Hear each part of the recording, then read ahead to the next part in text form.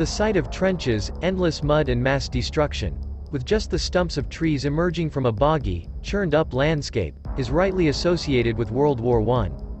But in Ukraine today, one ongoing and intense battle has descended into the same fierce trench warfare seen a century ago in northern Europe.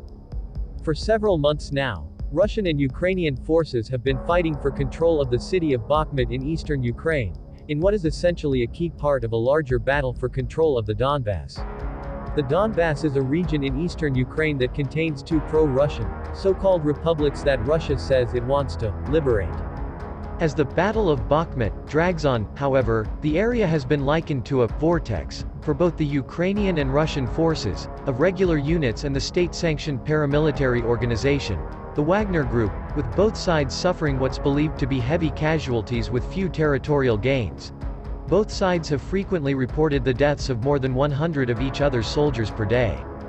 Meanwhile, fighting there has turned the landscape into a mass of mud, trenches and charred trees. The Ukrainian Ministry of Defense tweeted a video of trenches in the area, saying the Ukrainian infantry had been holding the line for several months under heavy fire from Russian forces. Some analysts have posted images comparing the destruction of the area to the Battle of Verdun in World War I, a bloody and intense battle between French and German forces that lasted from February to December 1916. One of the longest and fiercest battles during the war, it is also seen as one of the most costly in terms of life. Both France and Germany are estimated to have seen hundreds of thousands of casualties each. In the end, the French forces won the battle, but it came to symbolize the immense destructiveness and human cost of war. Bakhmut is located on one of the main routes between the cities of Donetsk and Sloviansk in the Donetsk region, an area that makes up part of Ukraine's industrial heartland, the Donbass. Seizing the city has become a key strategic aim for Russian forces who believe capturing it would enable them to cut Ukrainian supply lines and allow them to advance toward Ukrainian-controlled Sloviansk and Kramatorsk.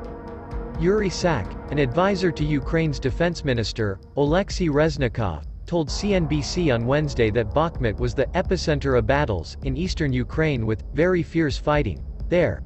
It's undoubtedly one of the key hotspots at the moment, and Bakhmut is very badly destroyed, he said. He said the city was being compared with Mariupol in southern Ukraine, given similar Russian tactics of using a lot of artillery to raze it to the ground. It's beginning to look like a ghost city, Sak said. The photos and videos from that area are now reminiscent of the landscapes of the First World War. There are burnt trees, trenches, destruction, mountains of corpses of Russian invaders. It is really horrendous, he said. In recent days, Russia has claimed to have made more advances, with Denis Pushilin, the acting head of the separatist, pro-Russian, Donetsk People's Republic, even suggesting Monday that their forces are about to encircle Bakhmut. Our units are moving forward. There are successes directly in the vicinity of Artemovsk. In Russian, the city of Bakhmut is known as Artemovsk. We can say that the situation of the operational encirclement is quite close, he told the Rossiya 24 TV channel, state news agency TASS reported. Russia's Ministry of Defense said Tuesday that its offensive operations continued in Donetsk and claimed to have destroyed 100 Ukrainian servicemen, 1 tank, 5 armored combat vehicles and 5 other vehicles.